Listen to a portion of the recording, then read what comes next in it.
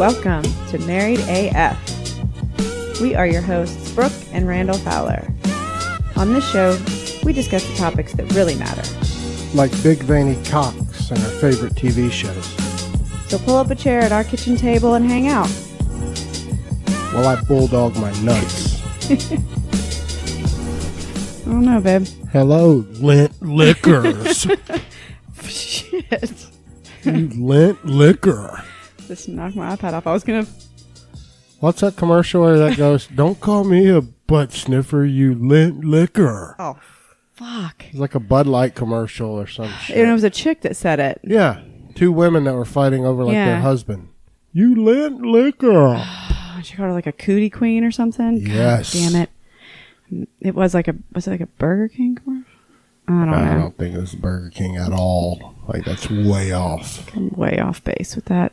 If we Google lint liquor. Oh, yeah. We have these internet devices all in front of us. Yeah, but welcome to the show, everybody. Hola. All right, lint Hope liquor. you all enjoyed Orbit masturbating gum. yourselves. Orbit gum. Yeah. Way off Burger King, way off Bud Light. Hey, it was stuff you put in your mouth, so Burger King was closer than... Well, did you say Bud Light? Yeah. Oh, okay, never mind. Then you were right, too. Yeah. We're both way wrong. And I thought it was from like the early 80s. And I No. don't think Orbit's been out that long. It's from like... God, what is it You from? lint liquor. Yeah, I don't know. I don't know, but what's happened since the last episode? What was the last episode? Oh, that was us. Friday was just the two of us. Yeah, and we were Big Brother discussion. Yeah, we talked about a lot of shit. We talked about all the... I don't know. I think we talked about you and Richard Tillman getting an apartment together. Yeah. That's still moving forward. Your new... That is Your new romance. Still a plan. And yeah, and then a lot of Big Brother. We listened to Muddy, how his tongue was way too big for his mouth because he was so drunk. Yeah, and I want to announce, we're very happy to announce that the winner of the contest for letting us know, I don't even know which house guest was the best candidate for the middle ground. Oh, is that the trivia question? Yeah, per Dr. Muddington is no one. Okay. None of you fucks give a shit. So y'all fucked us. Really nice. I can answer that, I think. Can I win a prize? Yeah, we can get ourselves a shirt. Another one. Another one. Wasn't it Rockstar? Wasn't he talking about Rockstar? I don't know. Of all the people, we've had quite a few people get shirts. And you know who's the only cool fuck that sent us like legit pictures of them in the picture besides ourselves? Well, Richard Tillman. Yeah. And videos and pictures and like... And the most famous guy. Like status updates on what is happening while he's wearing the shirt. The superpowers that he got from wearing the shirt. He did like 17 flips. He wore it like 2 days in a row. Went to a party. The coffee guy liked it. I mean, the shirt is great. I don't know if it'll ever be beat now. No. I feel like shit. I feel like we could just chill for a minute. I mean, like with that design, like we could just put that, we could just use that shirt. Until something's better, that's what I'm saying. Why would you? Yeah. Well, because you like to fuck with shit regardless of whether it's the best or not. I can't top it. I've tried. I've been messing around all the time. It's definitely a conversation piece, though. Like, I mean, if I saw somebody wearing a shirt with a picture of people like that on it, I'd be like, that's fucking great. I know. I'm hoping Brian from Drinks with Larry comes through and sends us a picture. He says he's wearing it tomorrow night to host trivia. Oh, yeah. Oh, yeah. We need to go peruse the Drinks with Larry merch. Yeah, he sent it over. I think I'm going to get one of their snapback hats for me. We could do like that shirt and hat combo. You get the shirt, I'll get the hat. Yeah. Oh, aren't we going to be getting some, are you ordering some Lunatics hats or? Yeah, Richard's going to get us some. He's so nice. I'm super stoked. I get the green and yellow one. That's all Green that Bay. matters. And it's just awesome. It is awesome. But there's the orange and blue one's cool. Yeah, I mean, it's super cool though. It is, but that's the Broncos. Florida Gators. I go more Broncos. I'll go with that. I like that. I like Broncos. And no bueno, Florida the other Gators. Color? Is it red and blue? Or am I thinking of the orange and blue? Yeah. I don't know what the third one is. There's three. But they're all super legit. Yeah. And I'm going to be busting the shit out of the green and yellow one. Well, of course. So. Should we do our shot? Yes, we should. See if I vomit or shit myself. Suck me. Lick me. Smooth. It's can barely notice. So smooth. Burns. Definitely isn't good when you have a dip in your mouth. Ew. Does it just like... Sits in the dip. Yeah, I was just going to say, like, flavor savor in there. Yeah. Oh, yeah. It's like medicine, But not in a good way. do want to say that I forgot what I was going to say. I had something. But All I can think of right so now... we're going to jump into the... Let you talk about the trailer for The Walking Dead that we watched. Yes. That had you, like, creaming, really beaming. It's That very... was disgusting. That was gross. I apologize for that. Such a gross way to put it. I don't know why you're fired. apologizing for that. So many other things. That just sounds so gross to me. Yeah. My sincerest apologies. So yeah, season 9 trailer for The Walking Dead was premiered at Comic-Con, and then so of course they had it online as well. I watched it on my handy AMC app on my phone because, you know, fan, and it looks amazing. I was very aroused. It's obviously in the future, like a year or 10 months or so in the future, would you say? Yeah, because Negan is healed and in his cell. He's got a sail. Cell. And he's got a big puffy beard and Maggie's baby. I don't know if you saw that part. Yeah. We're damn ridiculous. They just skipped straight to, they didn't even want to have her show. They didn't want to fake it. They didn't like, yeah, they didn't want to try and mess with her being big and pregnant and trying to like fight zombies, I guess. I don't know. I think that would have been kind of badass, but it would have been giving me anxiety for sure. So yeah, Maggie's got the baby. It looks like Daryl and Carol might be a thing. Like in that, I mean, it's like a 5-minute long trailer.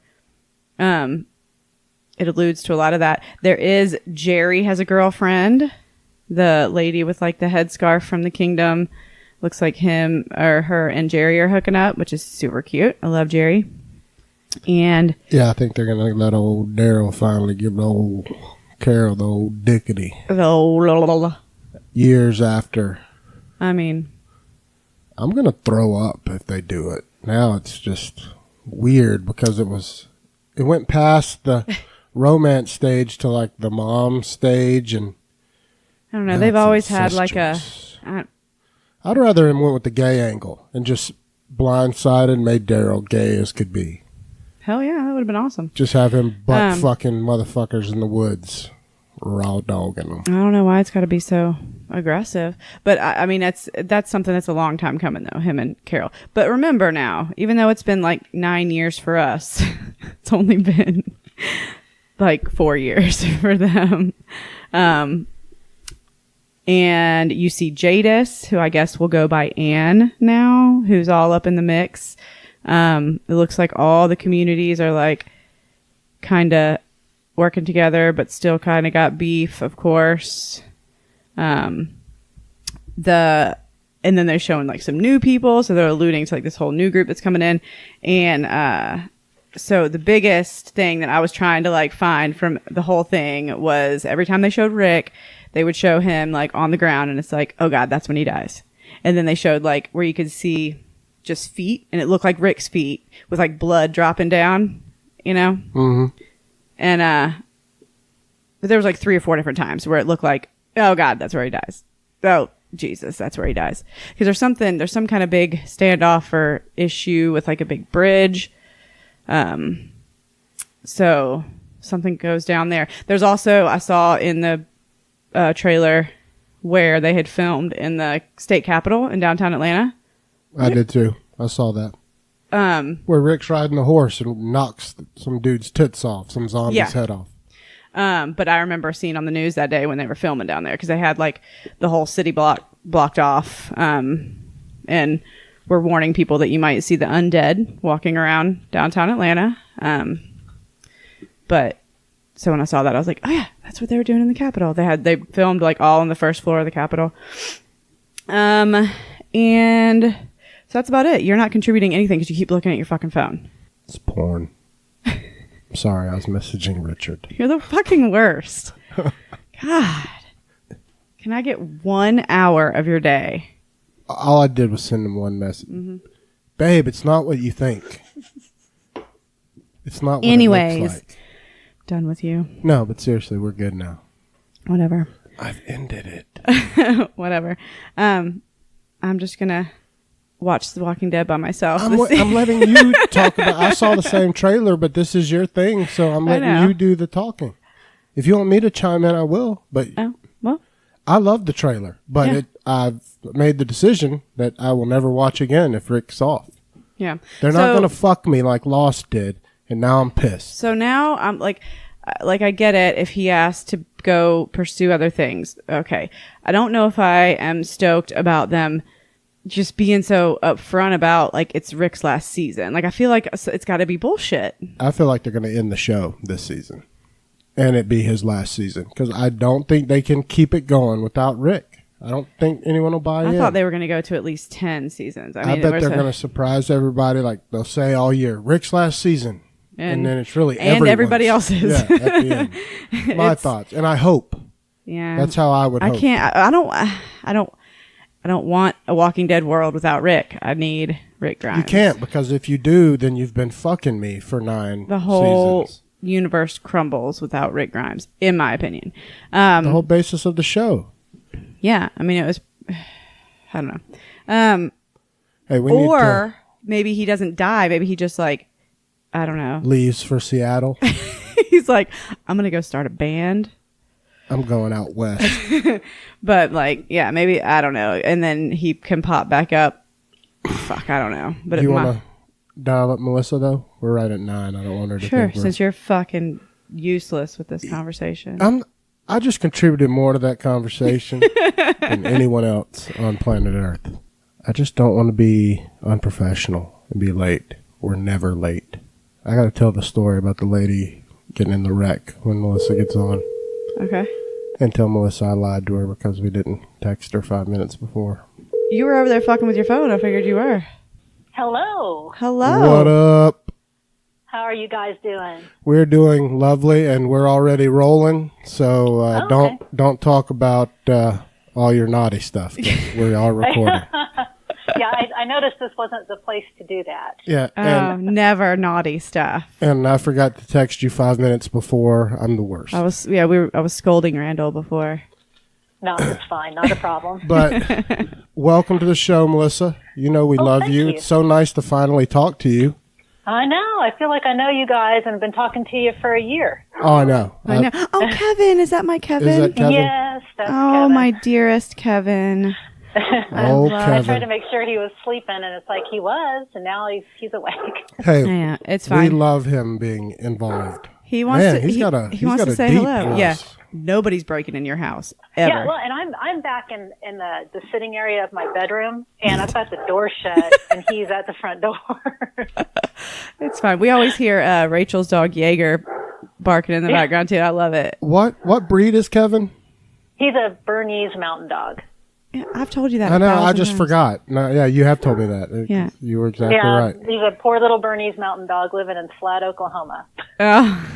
Yeah, but he's living the life. I mean, he kind of is. He knows where all the air conditioning vents are, and he just goes and lays on them. And right. He's got a pretty chill life.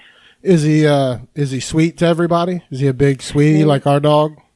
No, and the thing is, oh, you're crushing my dreams. This breed is supposed to be like one of the friendliest breeds to everybody. Yeah. And for some reason, he's really affectionate with us and like my daughter and her boyfriend and her boyfriend's son. And as long as they're within the dark fold, he's fine. But other people, even if he's seen them since he was a baby, like there's a lady down the street, no, she goes to touch him and he's just like, no, really? Not having it. Does he like growl? Because that's a big ass dog to. Yeah, he's 115 pounds. Good gracious. Yeah, I know. He's cute. He doesn't growl. He'll just back away. Oh, but he's got such a squishable face. I mean, He yeah. does. I know. Very photogenic. Does he have his own Instagram page yet? No, he creeped on mine. Yeah, Melissa's Okay. is basically like half Kevin. Yeah, I mean, it's he fine. He could definitely justify his own page.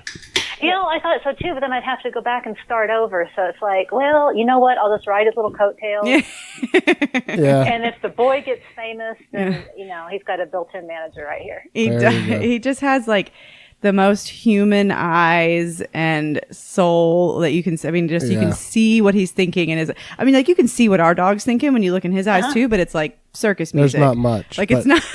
But he definitely has a sweet soul. Yes. He does. It's kind of like having a 10-year-old in a bear suit that actually still thinks I'm really cool and loves me. Hey, well, yeah. I do pronounce your last name Geiser, right? Yes, please. Yeah, Perfect. Not user yet. Not user yet. That's what I thought it was Geiser. Guys are like the water spout. Yeah, so to make everybody familiar, this is Melissa Geiser. She's a close friend of ours that we've never met in person yet. But I kind of want to explain to everybody kind of how we met and how we got going. Melissa and I both have had, you've heard me talk about it a couple times here on the show. We've both had ACDF surgery on our necks. It's anterior cervical discectomy and fusion. Melissa's had Very two, right? You've had two, right? Yes, I have. And I came on the message boards a couple of weeks before my surgery, which was May 31st of last year. And I just kicked the door in and posted. Yes, you did. Yes, you did. And I still remember the one post of you underwater in your America swim shorts.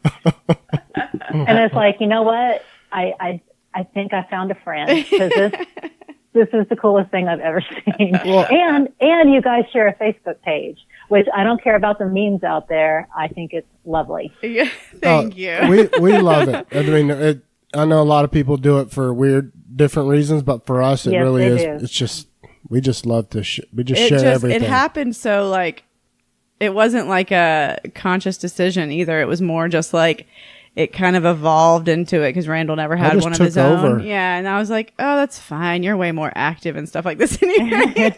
Well, no, and I wanted to, I'm such kind of I guess you could say I'm kind of a control freak of certain things. Yes. And I like to eliminate as many factors that can go wrong as possible. So not controlling of me, but of the situation. Right. So I was like, exactly. You know what? I mean, it's just, I think transparency is best. Exactly. That's the word. Thank you, Melissa, because I would have never thought of it. Transparency is what. There's the author thinking of the multiple syllable words. As far as author goes, I mean, I appreciate that, but I think my biggest work is, of course, like the blog.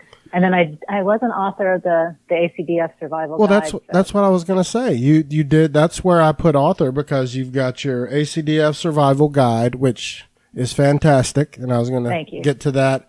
We're going to kind of go ACDF, then departure from logic, and then fan questions. We got like 6 questions for you submitted. So we got to ask those too. But I had a few things I wanted your opinions on. I know that you're a moderator on one of the groups, and I could never off the top of my head tell you what our group's name is because it's crazy long. It's a little butterfly-ish, but yeah, I don't know what it is either. But so I don't want to, put you in a spot where you could, upset anyone, because I know a lot of people from our groups are going to be listening. But what I wanted to ask you is what you see as the most common issue that people are having with their ACDF recovery, like right now. Like, what's the biggest thing that you see, and what did you learn from your first one?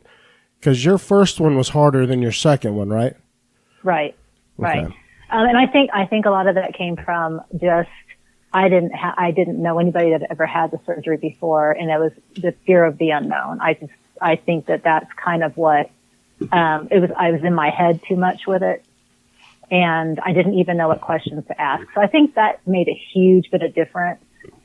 And once I kind of knew it was going to happen, then the second one was fine. But I think in the recovery from the surgery, from the vast amount of experiences that I am forced to read sometimes against my will, because we have to, in the group that I'm an admin, we have to approve every post that comes through. Because, you get people there, it's like, yes, I've had, cervical cancer. It's like, dude, wrong group. Yeah.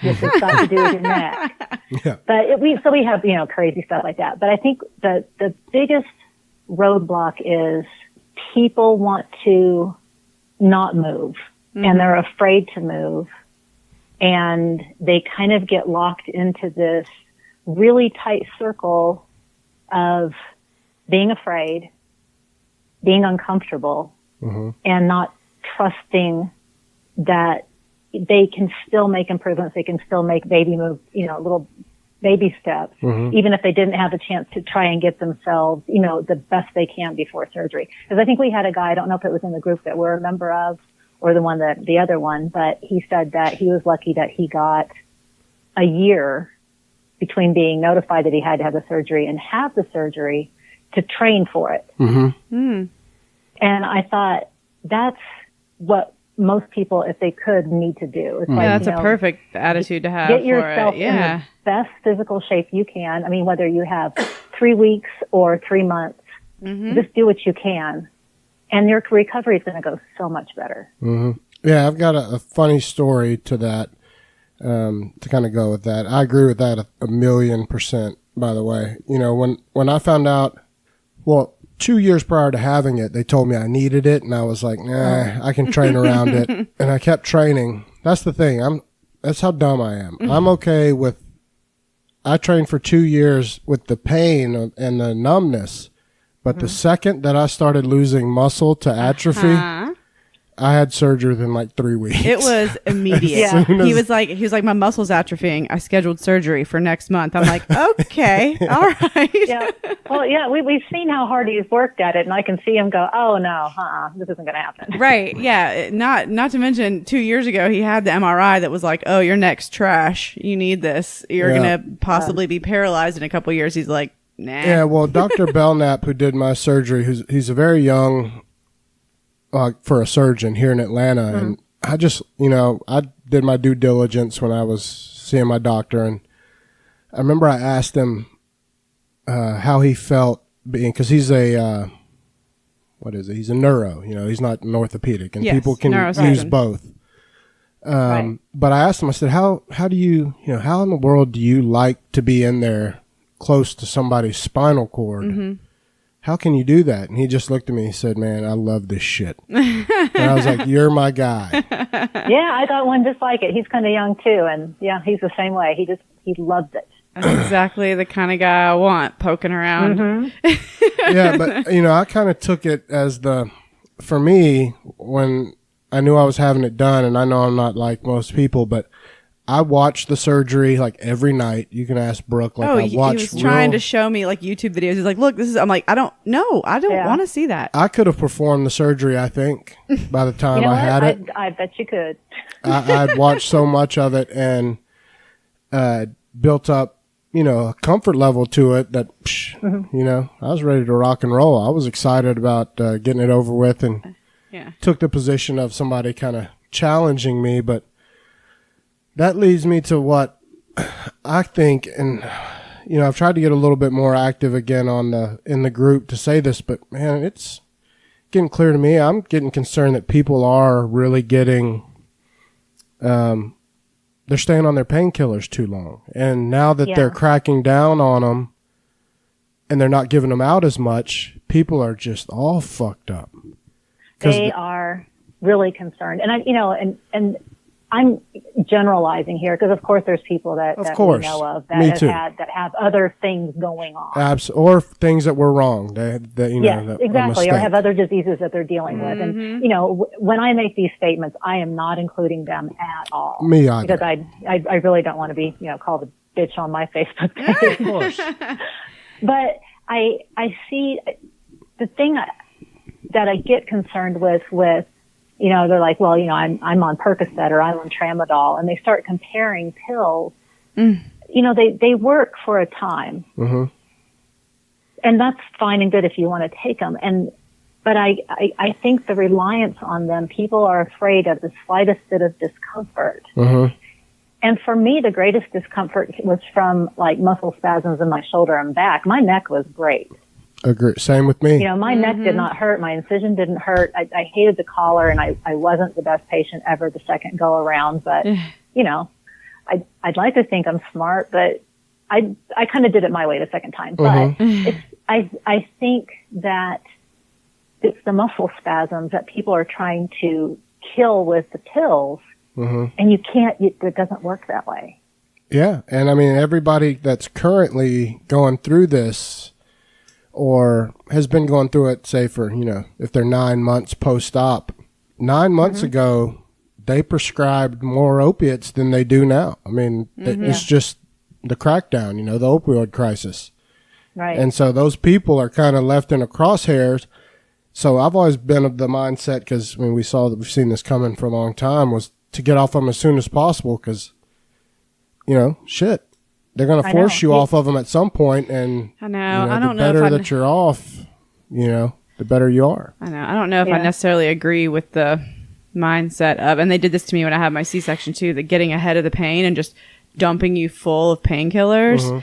I mean, like, I get the idea around it of, like, you know, we know this is painful, so rather than you just being in agony, just take all these fucking drugs and then you won't have to feel anything. And I don't know. I mean, for me especially, because then when they did that to me after my C-section, I ended up getting sick and throwing up the next day after that. Yeah. Oh, that was pleasant. Let me just tell you. Yeah, that was like, oh, that's all the muscles right there. Oh, yeah, I feel it. Yeah. It was probably the worst thing ever that could happen. I'm like, fuck this. I'd rather just feel. So then, like, when they sent me home, I was like, no Percocet. Do not prescribe me Percocet. And then, you know, it was morphine, and then I barely took that shit. You didn't take. We still have it. We keep all of our extra shit locked up somewhere that we don't take, and they're still locked up. If we still have some of that morphine, we need to throw it away. But I mean, because I don't know, because to me, like, you need to feel some of it to know if you're improving, that you're that you're getting better, and to know what feels wrong. Right? Because of course it's going to hurt. I mean, you got your neck cut out. You know, you got. That's a pretty serious. And then same for me. I'm like, I know something's going to hurt, but like, I don't think it's wrong to feel a little bit of pain so that you can see that you're improving and getting better. Well, I think Melissa put it perfectly. And that is, you have to learn the difference between discomfort and pain. Yeah, they're totally different. But people don't want to, they just assume both are pain. And that doesn't mean they're wrong. I get it. You know, it's a signal something's off. But discomfort can be a great guide toward healing. Yeah, I kind of welcome a little bit of discomfort, especially with something like that. I did. I got lucky, I guess, because the PT that checked me out after surgery, remember her? Yeah. She told me, I was like, what can I move? Because everything I read on this checkout thing says that I can't bend, turn, move, sit, talk, walk.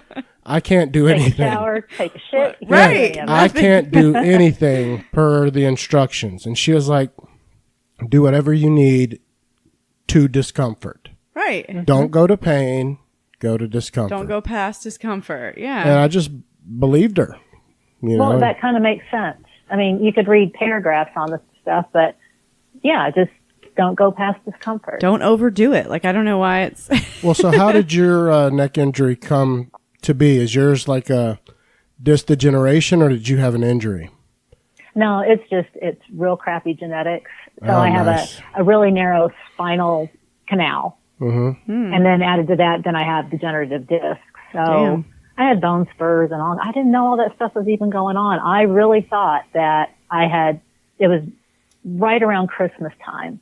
And this is when my mom was flying in to visit from Illinois, and I would just, go absolutely nuts cleaning every corner of the house. Because she had real high standards at one time.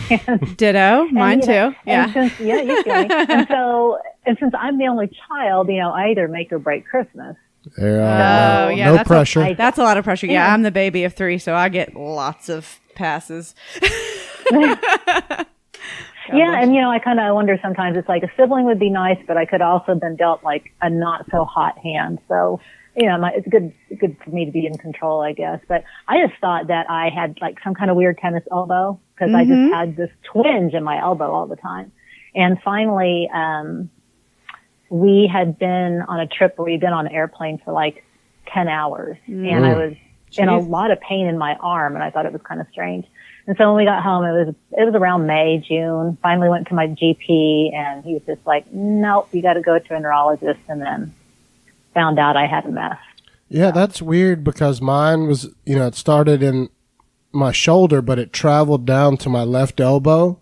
And I couldn't sit my left elbow on a table or a desk or an armrest for any amount of time. It was excruciating. I thought it was your that was my left. Okay. At one point, your right elbow was too, because that's where you drive all the time. But yeah, that was just a bad elbow. This was a nerve pain that I couldn't. As soon as I would touch it down. Nerve pain is nasty. It's brutal. It's nasty. I've never had any kind of pain like that. But yeah, it's kind of weird how your wiring, I guess, through your neck and all that kind of stuff affects your hands and your arms. And the only thing that has not come back 100% for me is my handwriting. So no big loss. We got a keyboard. Yeah. All right. Yeah. I mean, I've been pretty lucky. I mean, I think I definitely do have carpal tunnel that they want to do surgery for too. That's kind of, got my hands a little off, but the atrophy, stopped, and I've actually gotten some of the muscle back, luckily, because after 2 years, they're saying that the longer you wait, the longer or the worse chance of it's only been a year and those nerves after regenerating. 2 years of waiting before surgery. Yeah. I put it off too long for sure. Yeah. But my doctor, what I was going to tell you is, he told me after the surgery, he said, I didn't want to tell you right after, but it was at one of my, my second checkup. He said, when I had your neck open, I couldn't hold your neck open. It was so thick and muscular. He said, I had to call in my orthopedic to help me hold your neck open. He told me that when he came to tell me your surgery went well. Yeah, he just didn't tell me. That's kind of flattering. Yeah. Isn't it? Oh, I mean, it was kind of expected too. I mean, I think my neck is a 19 and a half. He had I said, wouldn't say he's anywhere near swan-like in the neck area. no. And his neurologist is like my size. He's like a runner guy. He's like which is good because like you look at his hands and he's got like, he's got like thinner fingers than I do, I think. And so I'm like, okay, that works. Like you can't have big sausage fingers like Randal trying to get in somebody's neck. And so it kind of made sense. But he was, he was he was a man of few words for sure. And I remember him saying something about, it's going to be a challenge to get around that muscle, but we're going to get it done.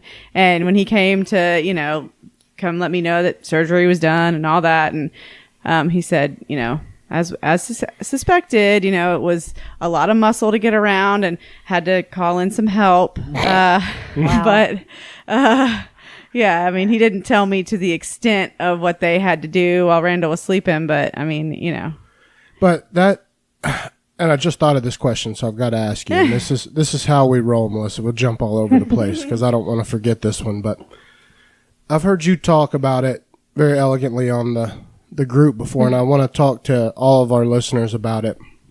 Okay. The challenges of a lot of marriages are strained, probably in any major surgery, but we're focusing on what we know and what we're a part of. All right.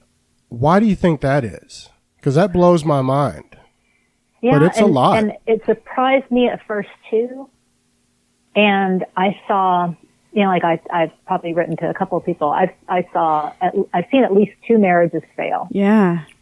I remember quite a few relationships that are just long-term relationships fail. Mm-hmm. And we just had somebody just recently say that their boyfriend, girlfriend, wife, whatever, lasted 4 days after the surgery. Oh my gosh. I think from, reading, I think combined our 2 groups have like 4,000 members, something like that. And I think reading the stuff that's coming in, a lot of people suffer for a couple of years or a few years with a lot of pain. Yeah. And when somebody's in pain, they're different, they're short, unless they're superhuman. They're not pleasant to be around. They are not pleasant to be around. Yeah. And if you get somebody that's in pain, they might be kind of bitchy or angry, or they might shut down. And then they go and have this surgery, and their world just gets even tighter, and they're a some little people worse. feel so helpless. And I think that the healthier spouse or whatever partner is worn slick. Mm-hmm. And when people are hurting, they're usually not the nicest, and it's tough. But I always try to make sure that I tell them, it's like, make sure that whoever is helping you, tell them thank you. Oh, I Tell agree. them how much you appreciate what they're doing for you, and that you know it's hard, and tell them to go take a walk. Mm-hmm. Not a long walk, like not a permanent walk, but like go a too far. walk. Get the fuck out. Tell them to get the stepping. Take a hike. Get the fuck out. Don't do that. Put my pills and my water by my bed and get out. Get the fuck out.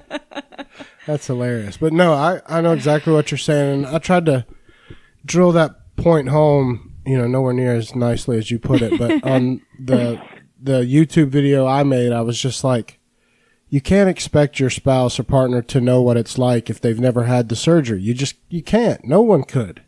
Right. Mm-mm. You can't go in and expect that they're going to be able to read your mind and know that today's a good day or a bad day or anything like that. And I mean, that's the challenge. I mean, you mix that with these strong ass drugs and pain and not moving. It's just disastrous. It is. And I think another thing too is people don't want to sound like a whiner. And so they will sit and be in their own little house of pain. Yeah. And then through that expect somebody to read their mind and know they're hurting. Mm-hmm. Right. And, then that's when we get down into what I call spite cleaning. It's like, they haven't touched the damn floor for a week, or they haven't done it right. I'll just get up and do it myself. And then next thing you know, they're flat on their back.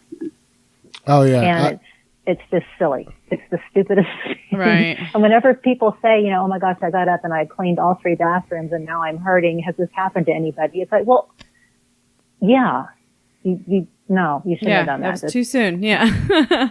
No, and I remember I can be honest. I know that there wasn't many times, because I'll be, my recovery was pretty good. Were you going to say, I was a fucking champion? No, I was going to say it was pretty, You were, though. It was pretty good, but I do remember specifically one night where, Brooke iced my neck every night, like before surgery it was probably a year where we iced my neck every night. The back of it, she would like straddle my ritual. She'd straddle my butt and apply those styrofoam ice things on my neck. It's a special kind of foreplay, man. Yeah, it was glorious. Not too bad. But yes, I bet. I remember after surgery one night, she was like tired or something, and it just like slipped her mind, and I wasn't feeling great. This was right after surgery, and I'd like pushed it pretty hard as far as like walking and exercising, and I found myself getting mad that she forgot.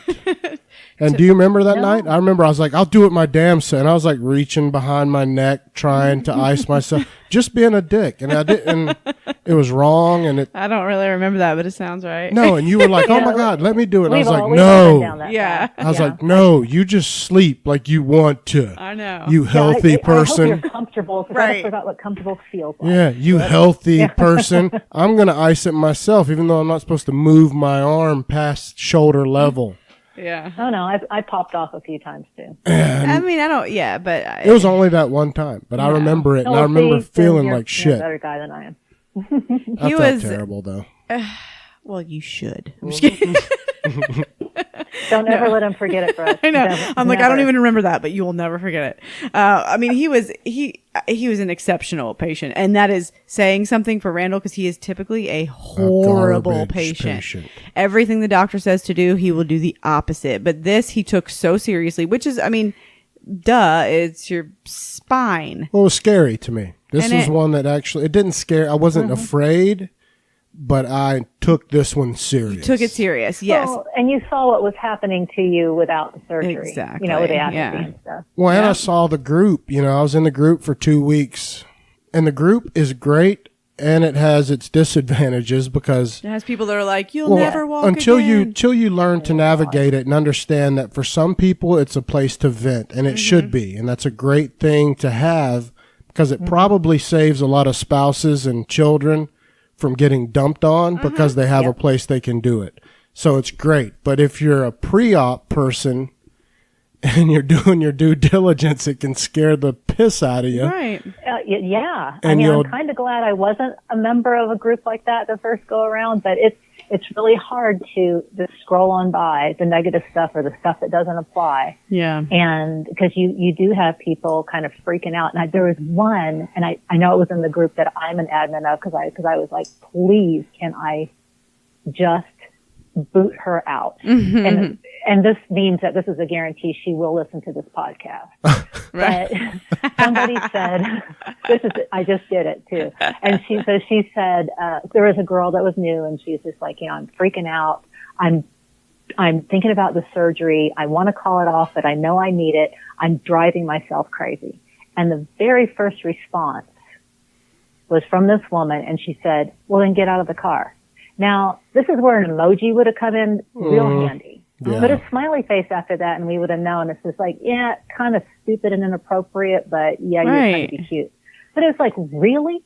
Yeah, That's shit. not helpful. Like this girl's clearly like struggling, asking for help of like, and struggling and God. I mean, luckily for me, the group, I can't speak highly enough about it, and I know I'll point out some of the ridiculous flaws. Which you're so sweet too, because in the group collectively, I think it's a magical place for healing. Mm-hmm. That it's needed, it's great. I love it.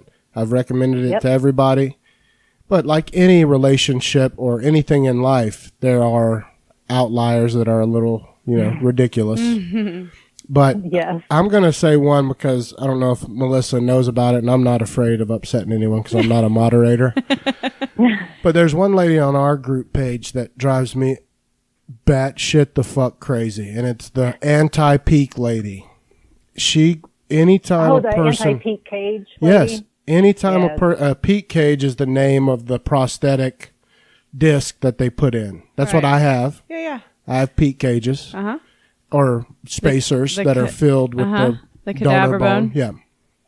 And what was that, Melissa? I said I do too. Oh, okay. Well, really? And you're still alive? I am, and I'm upright. I'm still vertical. Yeah. So there's a lady in there. I can't read every post in there. No, she'll jump every time a new person is like, "Oh, I'm having surgery in 2 weeks. I'm so glad to have found this group. It's going to be so helpful. What kind of hardware are they using?" And they'll be like, "Oh, peak cages. You're fucked. You're gonna die." Like, what the? Those are illegal. What? They were brought into the U.S. It's crazy. The serial numbers don't even match up on things. Yeah, she did. Yeah. Well, you shut her down, now I threw you under the bus. I was trying to leave you out. But one time, and you were nice, but it was a mic drop moment. You may not even remember. She sounds like a conspiracy theorist. But Melissa finally commented on a thread that even I had commented and been like, you know what? I got peak cages. I'm doing great. I just bench pressed this much weight and I feel good. And Melissa was like, for fuck's sake, there's so many people in here with peak cages that are doing great. This is ridiculous. Yeah. But I didn't drop the F-bomb, but no. I might have put FFS though. No, but I think your tone was, there's tons of people that have been very successful. What's her with beef? peak cages. What's her beef with it? Did she get one and had something go wrong? Because that might happen, but clearly that is what it seems like to me. I guess, and people do have an unsuccessful turnout. I mean, I had one of my levels failed and they just revised it. And it happens. Mm-hmm. Yeah. But it doesn't mean that the world is ending. Doesn't mean that every single one's going to fail.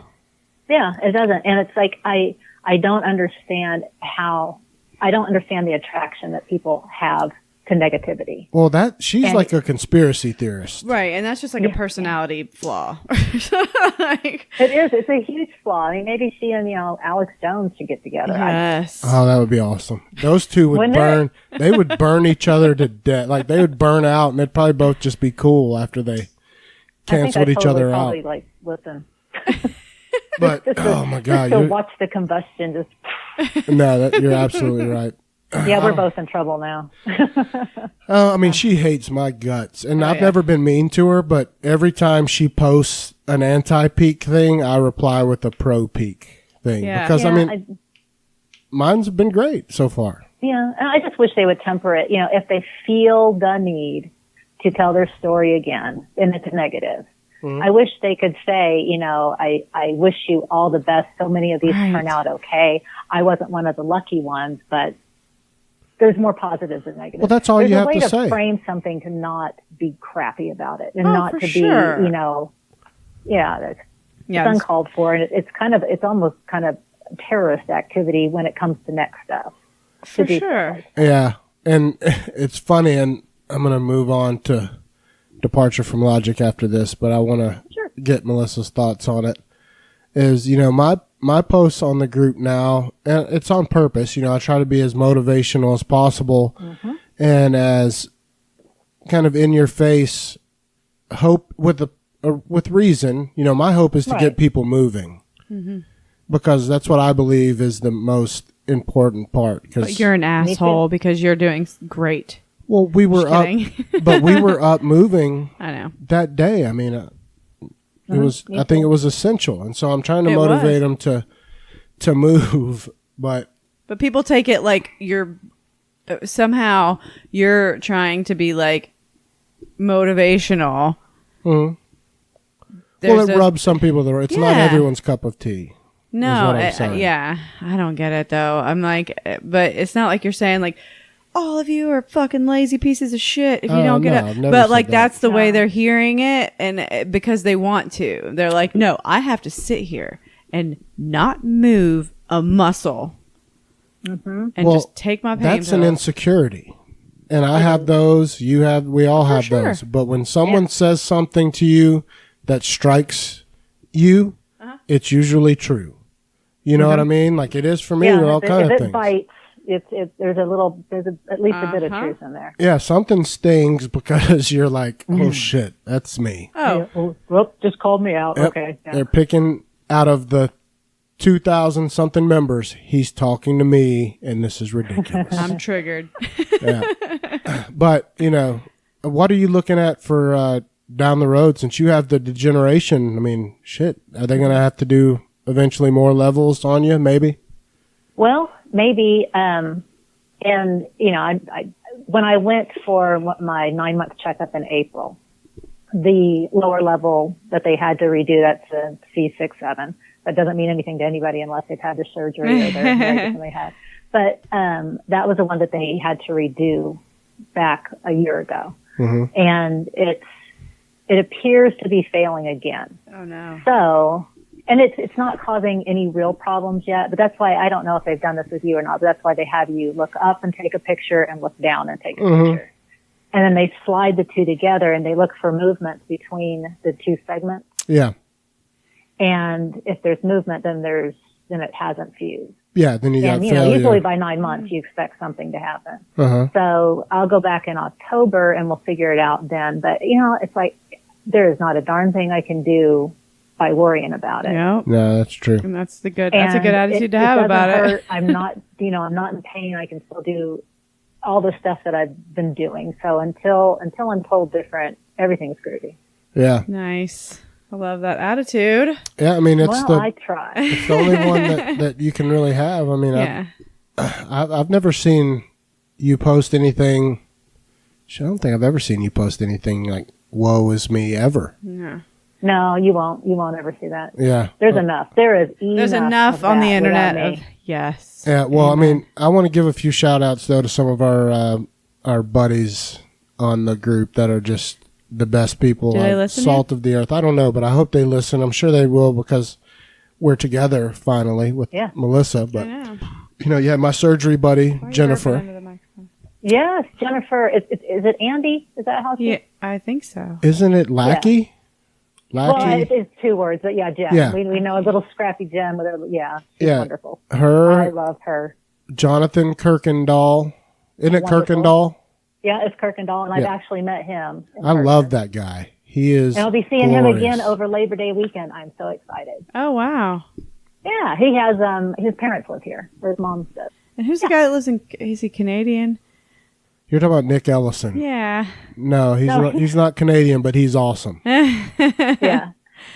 I love Nick. And then we've got Cindy. Oh, she's a nurse. Cindy's the best. Yeah, she's like a neuro nurse for this surgery. Man, she knows her shit. And you know what I love about her? And people think that it's a bad thing. I love this shit, and that's what makes me a little weird. But Cindy's put me in my place a couple of times on the forum in the right way. Like, I'm totally cool with that. Like, if I'm wrong or off base, by all means, I'm not going to be like, fuck you for fixing what I said wrong. I'll be like, you know what? Thank you. I think she's even corrected me, like maybe once. She's but awesome. The way she does it, she's matter of fact, and I love her. I do too. I think she's wonderful. Yeah, she's not attacking you when she's trying Derek Scott, who had his surgery right after I did. Mm-hmm. And he's in Atlanta with you guys somewhere. Who is? Derek Scott. Oh, and Derek. his wife ended up having the surgery. I think they both had 4 levels done. Wow. Yeah. Brian Hood. They wanted to do my entire neck. I don't know if I ever told you. Dr. Belknap. No. He was like, I really need to fuse you from 2 to 7.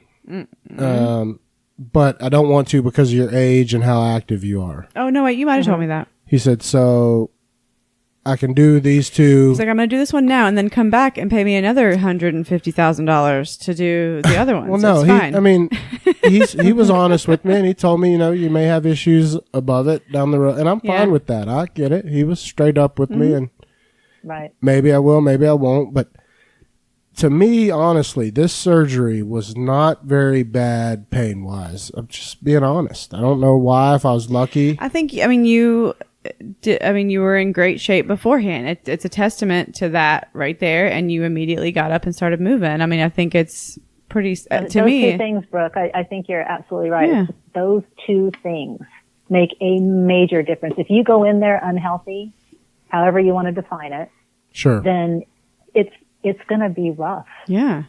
Because you're already starting out at a bit of a deficit. And I'm not saying that in a way to shame anybody. I would never. Oh, of course not.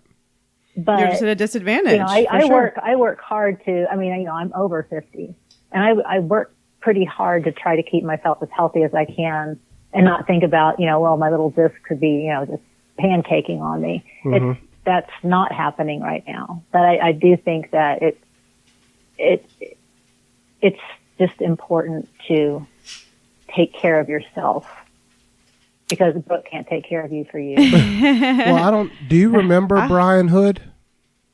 Brian Hood. He used to post in our group a lot. He's it was right. Y'all got surgery right around the same time, didn't you? This last time. Well, no, he's a firefighter here in Atlanta, or a retired one, and he had 3 surgeries. I do remember that.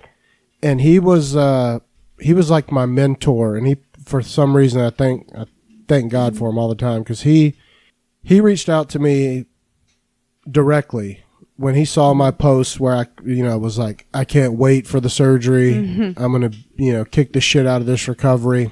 And he saw that I was in the, I like to lift weights. And he wrote me and he was like, hey man, I'm a gym rat too, firefighter, retired. I love the attitude, but please be smart. And he just gave me all the tips of where not to go too far. Told me what machines to do, because he ended up having 3 levels done and then 2 of them never fused. And he kind of disappeared because he's had 2 revisions posteriorly since then. Oh, ouch. Yeah. Because his neck was so bad and they've fused it from top to bottom. Yeah. And the posterior ones. He's had a rough go, but they finally fixed it. He had to retire, didn't he? Like, he can't be a firefighter anymore, no, for sure. he definitely can't. Yeah. But he's a hard ass. Because he pops in every once in a while, I think, when you comment, doesn't he? From time to time. Does he now? Yeah, occasionally. Okay, I thought he got off Facebook for good. But what I love about him, I've asked him why he doesn't talk. He said, because I don't want to talk negative. And I've been struggling. There you go. And I don't want to make people think that that's the norm. Well, good for him then. And I love that guy. we need more people like that. Yeah. I mean, and the thing is, it's like, even if somebody did ask him, what a situation is, and he had to be truthful, it's like, I really admire that he's kind of stepping back and going, no, it's good for people, but they don't need to hear this story right now. Yeah. Unless it's privately, like, if he and talk. Yeah, me and him have made a deal that when he's healed, and he's on the road now, he's finally, I think, out of his hard collar from his posterior, finally out of pain from the second posterior, which is a brutal surgery. And we made a promise we're going to have a beer and lift weights together when he's healed or enough we can just have a beer and he doesn't have to lift weights with you. Because he made the deal with me. Okay. And we're going to honor Okay. it. And I believe he'll get there. Yeah. Oh, no. And so yeah, does true. he. True. Yeah. Yeah. May not lift as heavy. Gentleman's agreement. You got to do it. But so let's go to your departure from Logic, because this is the biggest part of it's the only thing we like about you, if we're being honest, Melissa. I'm like, what are you trying to say? Yeah, we're trying to say that you're At all least the there's rest is something. ridiculous. I appreciate that. But I don't know how much you're okay with. I'm not a pro interviewer, so I don't know if you're totally okay with talking about it or. I'm an open book. Okay, so your mother is living with dementia, right? Yep. Okay, how long has that been going on? Or how long have you known? We've known since, we've known since, I guess, around March of 2014. Oh, okay. And it wasn't diagnosed then? No. Y'all just knew? No. Yeah. No, it was diagnosed because she finally fell and ended up in the hospital, and that's when we got the phone call here. And it was, they said that she had chipped her kneecap. And at this point, she was 75 years old. Yeah. And she was in Illinois. And I think I write about this in the blog because it's one of those things that's like you kind of feel like a shitty person, but I don't think I would have changed what I did. When she fell, it was right around the time of my finals. I was just finishing up my bachelor's degree. Mm-hmm. And I was doing the thing with 8-week semesters, and it was crazy. Mm. And I just had the surgery in August. Mm. And it was a real crap year. You're like, geez, Mom, bad timing. God. Yeah, thanks, Mom. I really appreciate it. I kind of probably said that and in my head, not to her, because God love her. But I got the phone call, and then when we went there it was like a week between the phone call and us going there. By that time, they'd put her in the nursing home.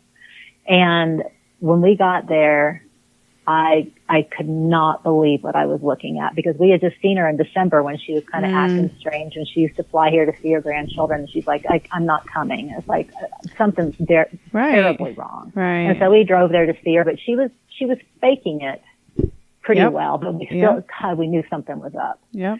And and sorry to interrupt you, but I think that's an important question is, so y'all started did y'all have feelings, or you, because you're the only child, did you see a difference even before then where you were like, Mom seems a little off, or was that really the first time? Yeah, sorry, I got off track there. Actually, my husband's the one that had said something the year before when she was here to visit, and he's like, something's off. He goes, she's being really cautious about some really weird things. Yeah. And it's like, no, she's always been weird. I mean, when you try and make excuses for it, like, no, she's always had, yeah. Yeah, it was, but looking back, I think that this is probably, if not more, a good 5 years in the making before she was diagnosed in March of 2014. Yeah, I mean, I don't know I don't know what your mom's diagnosis was. What was it? They never did an MRI on her. Okay. They just did a real simple test, like, draw a clock face. What year is it? Who's the president? And all of those, she failed. Really? Yeah. And that's I don't know. We were sitting there in Illinois. It's like, I just got here, and now I'm looking at this, and it was kind of awful. No, yeah, it's pretty terrible. I mean, yeah. I mean, I haven't mentioned it on here yet, but I mean, that we recently got the diagnosis with my mom, and for sure it's been, when we look back, probably 5 years. It matches exactly what you said. That we've been seeing, like, it started with little things, like little personality changes, and I just thought it was her getting old. Like, I mean, and but then it became more evident, and yeah, I mean, I'm sure it was more drastic for you because you were in a different state from her, and it was months between when you would see her. Mm-hmm. It was years. I mean, at that point, years. She was only oh my gosh! like once yeah. a year. No, yeah, so and it was really gathering it up to look like she had it together. Oh, wow. Yeah. So I have 2 sisters and we all live within 10 minutes, 10, 20 minutes of each other. So we see them quite often. And it's kind of insidious, I think, when you're around them so much. Yeah. They do something kind of weird and it's like, well. Well, it was funny at first before you know what it really is. It was funny. Yeah. You'd be like, do something funny. You'd be like, that's just hilarious. Well, we just kind of thought she was like losing her swag, everybody says, oh, you're getting old, you're losing your marbles. Yeah. Not losing her marbles even. It was just, she would say things where I'm like, you used to have more swag than that, Mom. Like, what's going on? Like, what is that? Like, and I started to think she was just becoming like socially anxious. Like, I started just thinking, because dementia never even crossed my mind until it was becoming like where things, like, I don't even remember. There was one. It started with the check. Yeah, that's exactly what I was about to say. Yeah. There was one. God, what was she writing me a check for the cell phone bill? The cell phone bill. Yeah. We were over at one of my sister's houses for something, and she wrote me a check for, my dad's cell phone is on my account, and she wrote me a check for it, and it was dated the correct date, but 1996.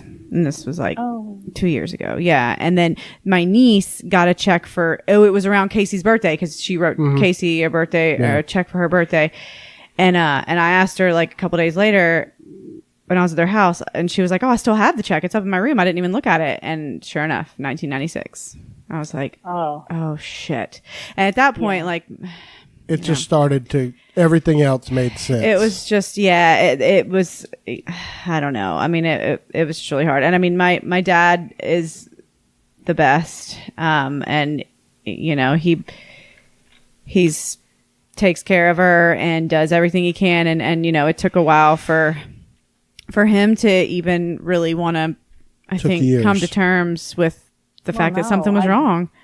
Yeah, I don't want to ever be in that situation. I don't either. I know. I was like, I can't even imagine. I mean, he's trying to stick up for her. And it's not like we were trying to beat her up, but it's like, but if you notice something's wrong and her husband or your dad doesn't want to see it. Yeah.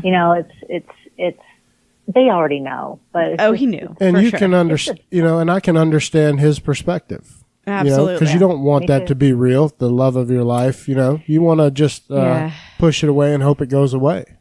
Mm-hmm. I wish it would too. But, I mean, everyone does. But, with nowadays, and it's what's so brutal about this disease or condition is that they just don't have a whole lot they can do for this shit. We can do so much with other things, and this one is still like the Wild West.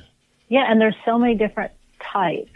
Exactly. And I don't even, I'm thinking my mom's was brought on by several falls that she had taken, because she lived by herself since my dad died in 19. And I just think that kind of a lack of self-care and that kind of stuff is why my mom has it. Her dad had it. My grandfather had it too. My mom said.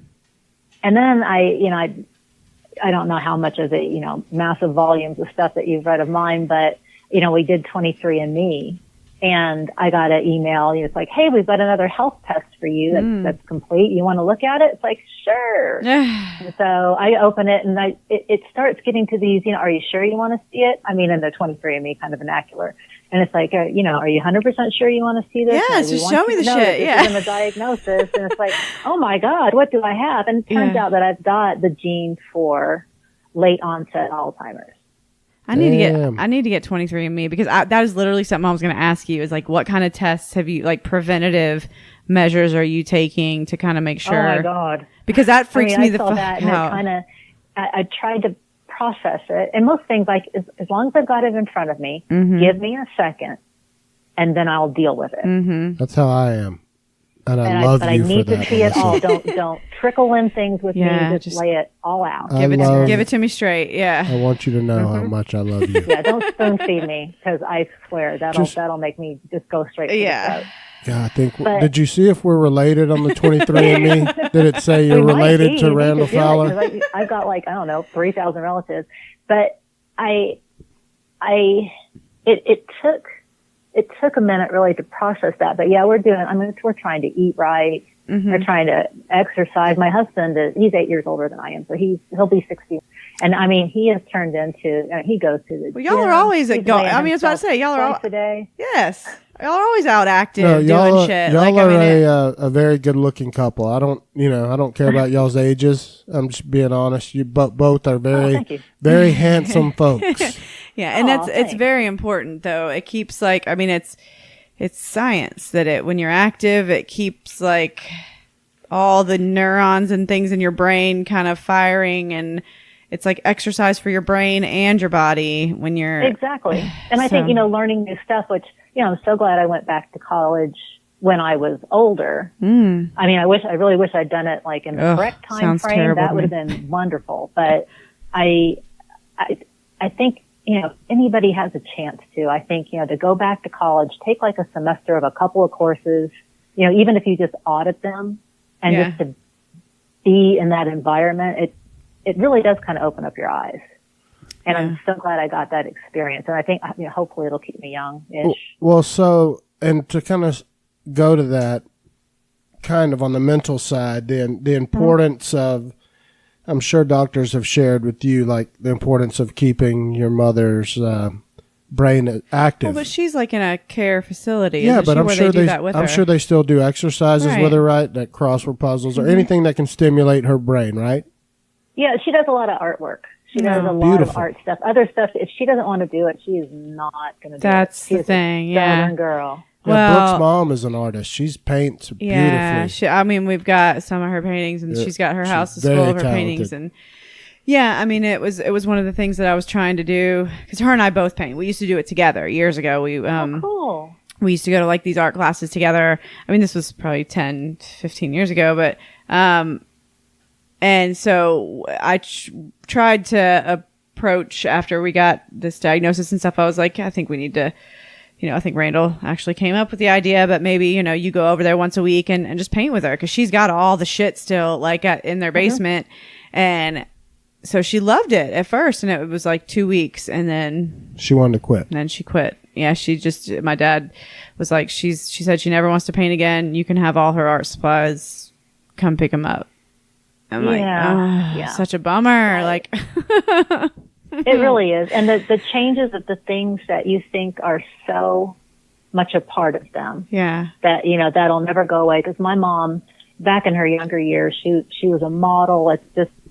She was beautiful and lovely, and it meant a lot to her. She worked on it like it was her full-time job. Well, she's still very pretty. You guys, I mean, I love y'all's pictures together, you two. I mean, she's still a very, very pretty lady. 100%. And we look alike, and my daughter looks like us. Y'all look y'all look alike. Yeah, it's a very strong gene pool that you got. Yeah, you can tell. It's like, nobody flipped anybody. Right. But it's just the stuff that she was very particular about her jewelry, and she was very particular about her hair and the way she dressed, and, everything had to be from a certain store. Mm-hmm. And now it's just, it's tough for me to see, like homemade beaded necklaces, or she'll want to wear 3 necklaces because she can't decide which one she wants to wear. And, I don't say anything to her. Well, and that's the kind of thing. Yeah. And it's the same with my mom, by the way. But that's the kind of thing where I'm just like, you know what? Like, whatever makes her happy with that kind of thing right now. In the moment. But in my heart, I'm like, where's my mom? Yeah, I know. It's like, I want my mom back. Yeah. This version of my mom is so much nicer and so much more appreciative. Oh, well, my mom's always. Well, that's what I've read that. That's what I love about your blog. Not only that, because I have read where you talked about that, but you keep it funny and upbeat, for the most part, and I just think that's so important. Well, yeah. For anything, and that's where your talent as a writer, to me, is. Because I could read anything you write. When you sent me the ACDF survival guide, I messaged you. I'm reading it right now. I read the whole thing immediately and was so jealous because I'm such a bad writer. I have to have Brooke edit everything I write. I'm the world's you're worst. Better with words. I'm better with the editing. Yeah, you're really good at words. I know, I'm a much better writer than I am a talker. I mean, if I could talk the way I write, I'd have it made. But Yeah, I appreciate that, Randall. Yeah, I But really do. I thought it was really funny the other day. You wrote something, or it may have been a couple weeks ago, but I laughed out loud. I don't remember where I was. Maybe just been sitting here working from home. And you wrote that your mom, you checked on your mom. Mom was doing great. They went out to lunch, and she had some sort of a salad. And you were like, she hates that salad normally. Yeah, chicken Caesar salad with avocado. It's like there is not a single thing in there that she ever liked before. And you I don't said even she think like knows loved what an avocado is. Yeah. That's funny. and But she by God, she did. and she ate it, and she was fine with it. Yeah. That's so what they tell funny. me. And I I mean, mean- the director there and I are pretty close friends. So yeah. Well, so does It's she? like, okay. Does she know what she's got? Has she like accepted it? Does that ever happen? I don't know if that ever happens. Or how has that went with you so far? Have you told her, and does she believe you? I have told her when it's been unavoidable. Yeah. She likes to tell me that everybody in that place is a bubble off, or they're all not right, or there's something wrong with all those people. Why am I in here with all these crazy people? Yeah, it's just like, I just don't know. It's just like, I don't know what they're up to. She's like, they're a bunch of Lulus. I'm like, okay, Mom. Oh. It's like, oh, sweetie. But, I've told her, and she'll say stuff like, oh, well, I just didn't remember that, but that's not a problem. But yesterday, for the first time, I mean, there's times when I'm walking down this long hall that when I go to visit her, and then they're all sitting in their little special spots. And, like I've got, probably 10 other grandparents now that have kind of adopted me, and I love them for that. And it's so sweet. And they're, like, oh, hey, honey. Uh-huh. And they'll say, Pat, your daughter's here. And she will be looking right through me. And she doesn't recognize that it's me walking towards her until somebody, kind of prompts her. Mm-hmm. And then I always kind of thought that she kind of clued in and knew, that's my daughter, that's Melissa. And yesterday I go there on Sundays to bathe her and kind of change. And we were getting her dressed, and she goes, you know what? You remind me a lot of my daughter. No. Wow. And I was like, I know So I that's said, well, coming eventually, and I just don't know how. I'm going to be I crushed. can see that coming. Well, how did you handle that, Melissa? If you don't mind me asking. I just said, is your daughter nice? And she's like, oh yeah, she's very, very nice. And I said, well, thank you so much. I really appreciate it. I said, but I got a surprise for you. That's the perfect way to do it. I am your daughter. And she goes, what? It's like the Maury Povich reveal. Yes, I am your daughter. I am your She daughter. kind of laughed, and she hugged me, and she was like, well, I'm just so glad you're my daughter then. It's like, yeah. Sweet. That's perfect, though. I mean, and I'm asking you these weird questions not to dig or be Because he knows rude. it's I'm coming. just trying to, I'm with Brooke. I'm trying to just pick your brain for I mean, how it works, I've read in your blog where you said, your mom has actually become more pleasant with all of this. I mean, my mom was always a pretty pleasant person. So, I mean, it's changed her personality in certain ways, but thankfully she's still, I mean, she has her good days and bad days, but she still is happy a lot of the times. But I can see the frustration like behind her eyes, like even just when she's talking and like she can't find the words. And you can't fix that. And I think that's the hardest part, is when you see them struggling and there's kind of nothing you can do. Yeah. And I try that's not the part to, you want to fix. I know it is. It's like, and I try to not to be too like I'll help her find the words, but I try not to do it every single time and not too much like, geez, Mom, like this is the word you're looking for, like it's, because at first, before we even knew, I would be like, what's wrong with you? Like years ago. But now, it's like it's a conscious effort where it's like it just kind of breaks my heart every time where I'm like, you got this, Mom. Come on.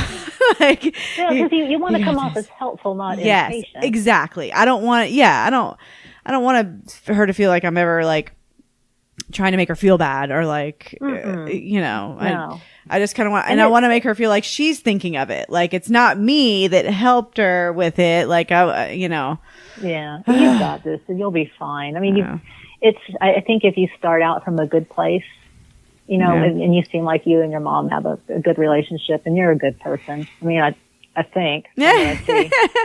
I guess. No, I know you are. I know you are. And I think that's you're going to find that more helpful than anything, is that you're already starting off at a good place. Yeah. I mean, and I thank God for my sisters. You know, I got 2 sisters here so we can kind of share the burden not the burden. God, that was a terrible word to use. But like because it's hard to No, go. the responsibility. I mean, yeah, it makes totally fair what you said. To help take some of it off my dad too, course. because he's got it all the time. So like we kind of try and, you know. No, we've got very luckily a big community where unfortunately for Melissa being an only child, and I know, I can't that's got to be brutal. We live right up the road, all of us, so we can split, share. And my dad still works like all the time. So like a lot of times my middle sister, if he's driving to like Macon or something like 2-3 hours away, like, and not going to be back till later in the evening, like Susan will go over there after work and eat dinner with her and make sure she's cool until my dad gets home. And then like Beth will do the same sometimes during the week. I mean, they know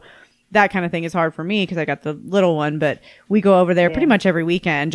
And her and Gunner, that's he is the coolest, cutest little boy. Thank you. I mean, and the best part about going over there with him is that he sees nothing wrong with her. Like, that's just his Bobby, and he loves her to death. And and he doesn't know if she's saying anything that's off or not. And so the pressure is also off of her, because you can see how much more she's relaxed with him, because she knows he doesn't know that I don't understand anymore, or that I don't recognize everybody. Best. Oh, they'll sit there and they'll look through books together, and it's awesome. Oh, it's the best. It's going to be so relaxing for her too, to just kind of be in a place where she doesn't have to. Not that she would have to struggle around people, but I can't imagine knowing that something is missing from me, but not understanding what it is or what's going on. Yeah, I mean, and I see it when I mean, you know, and she still remembers him every time we go over. Like Randall keeps like, he's terrified of the day we go over there, and she's not, but he's the first one. She's like, Gunner, and she always like gives him something. I mean, every time we go over there, she gives, she's trying to give away the house to him every time we're over there. But I mean, you know, he adores both of them, my mom and dad. So it's, you know, and I think it's good for her, obviously, to have all of us come over and visit all the time. And we went over there and they were coloring the other day. Yeah, we played another trick I was going to run by you. That when the painting got shut down, I was thinking of other ways around it, because, you know, being the husband, I can kind of step back and look outside a little more than, you can see the big picture too. Well, yeah, because it's not my mom, but I also, you know, love her and she's my family. But for the sisters, I can see how much harder it is. But so I was thinking, because the painting thing was such a good mental stimulus, and so I'm always thinking about how we can stimulate her mentally. And I was like, let's go to Walmart, get a coloring book for Gunner and an adult coloring book, and have Gunner say, Bobby, will you color with me?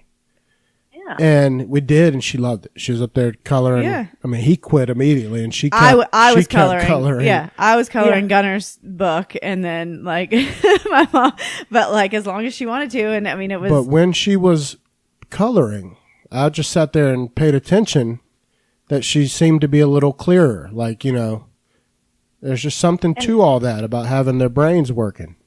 Well, and then when they're relaxed, they are a little bit clearer. Well, and even... Oh, sorry. Go ahead.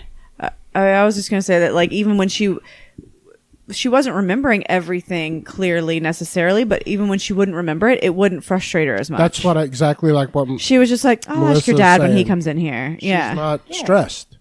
Yeah. It's just a little bit, you know, if they can just relax and do what they're used to. And I think that's why, I hate to say they, sorry, I mean your mom. Yeah. But when I bring mom over here, she's always liked being here. She likes the dogs. She likes seeing her grandchildren, but I think it's a little stressful for her because there's a lot of conversation. We all kind of play off of each other, and it can get kind of crazy, and she's ready to go in an hour. Yeah. Oh, and she'll be like, you can take me back now. And she's very sweet about it, and she's very kind about it, but she's just like, well, you know, I think I probably should be getting back, and I know she's tired. You know, and she'll kind of fall asleep. It's a lot of stimulus. It is. It is. I mean, it's all the people that she's known and loved. Yeah. And it's all the things that she likes because, you know, I'll make her favorite foods and stuff. But it's just tough for her. And she does try to keep up with the conversation. And it's just. Well, so has she ever acknowledged the words of like, I have dementia? No. Yeah, I wonder if that ever happens with I don't know if anybody. it ever does. And I don't know if you should ever like. Well, I know. I mean, I just wonder if after so many years of people telling them, if they're ever like, you know what, there is something. Or if they continue to fight and say, these people are wrong, I'm fine. Well, and I think, too, it's like if she had been told 10 years ago that she has dementia and it's just going to get worse, it might have stuck. But even if I told her and if she completely understood, say, 2 years ago, right, it's the short-term memory thing, she would have forgotten it anyhow. That's exactly which right. Which is probably good. Yeah, true. Yeah, because I mean, I think, you know, when you talk about like Paul's dad, who like would make jokes about it and stuff, I can only imagine he must have found out or like gotten some kind of diagnosis years before it was advanced enough to where like. Yeah, my boss's dad had it, and there's so many different kinds, so who knows, you know, what if his was special. But Paul, my old boss, would tell me all the time that his dad would say something to him, be like, oh, hey, did I ask you that a few minutes ago? Because if I did, I have dementia. I don't know. I may have asked you that a couple minutes ago. What a great excuse if you can use I know, right? Yeah. And so I'll use it like now. I'll be like, Dad, I already told you the story, didn't I? Uh-oh, it's already starting, babe.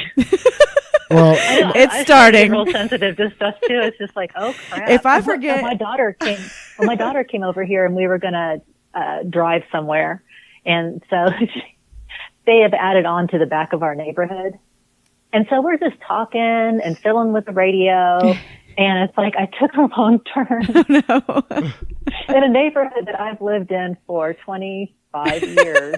It's dementia. But I mean, in my defense, they built onto it. But you're like, where the hell am I? I was like, Leah?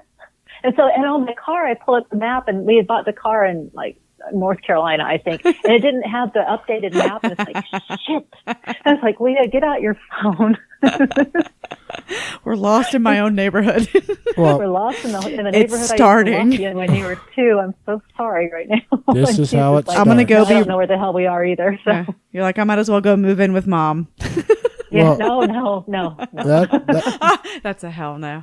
That's the last thing I wanted to ask before we ask you these fan questions is, okay. Have you considered, or is there any plans for you to actually write a book, like a full-length book of any kind, either on? I would love to. I would really, this is what I really would like to have happen.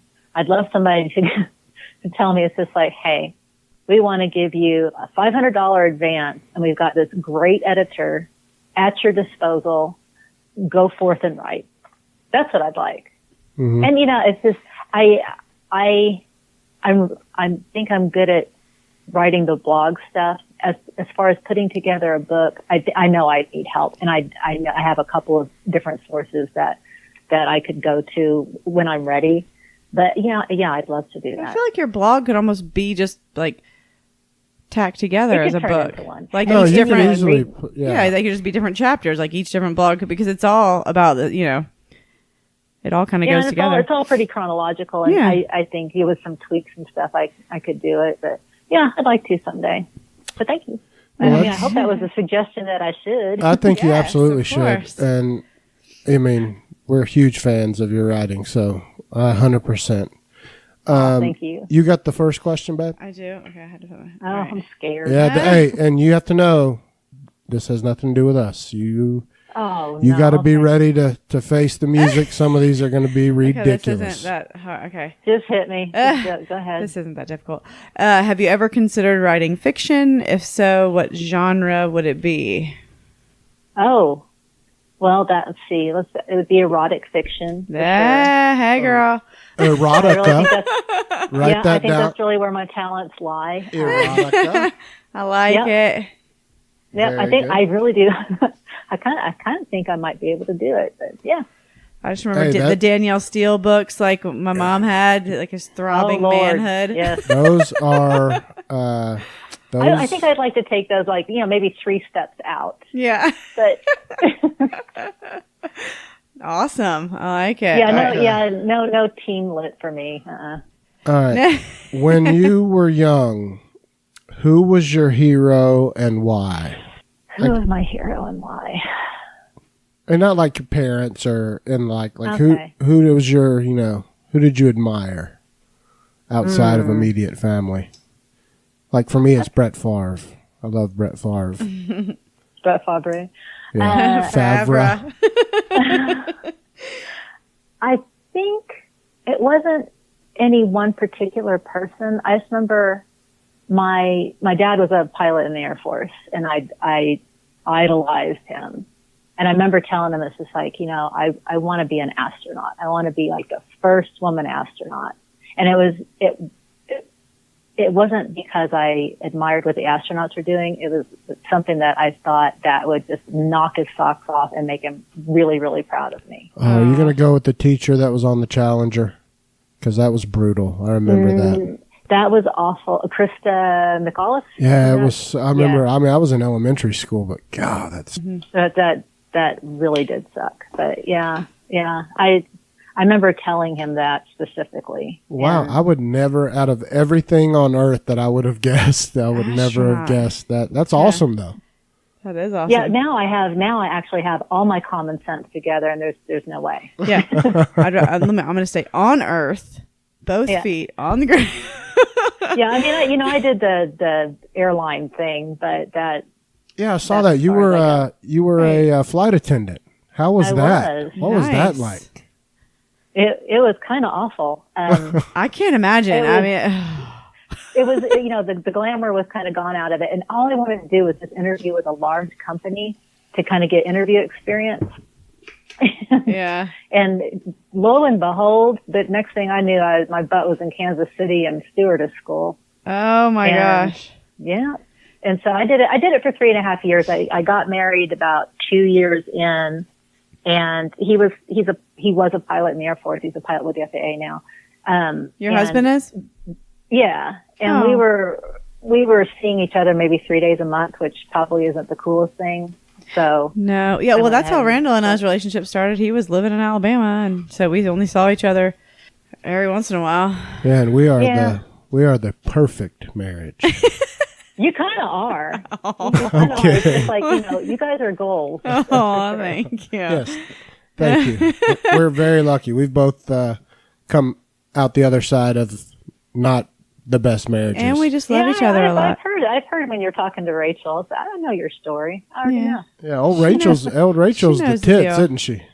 Yes, I love her. I know. You two should meet. You two remind me a lot of each other. Having never even talked to you, for some reason, I just feel, and I don't know if you noticed when we put up the picture on Instagram of the upcoming episode with you, if you look at it from like just on your phone, you and Rachel look almost like the same person. Well, like I have it on my camera roll, and it's like they're kind of stacked on top of each other. I was like, holy shit, they're kind of like, they look like they're related. Which one is which? Yeah. Maybe she should do 23andMe too. Maybe I know, right? Related. Yeah, she's awesome though. Remind me to do that 23andMe shit though, babe, because I want to find out. I'm like stressing about. I know, that. but I worry about you're such a worry that if it is yes, you just will never be the same. I mean, what's going to happen is going to happen. That's very valid. I don't want you like counting down the days like every time I forget to get milk at the grocery store. You get lost in your neighborhood. Yes. It's like, is this the turning point? Put me in a home. Yeah, because that's where we're a little different is, and like Melissa was saying, me and her are very similar in that regard. Like I can handle it. Any bad news given to me, like if you give me a minute, like tell me straight, and then you walk away. Just get it out of my face.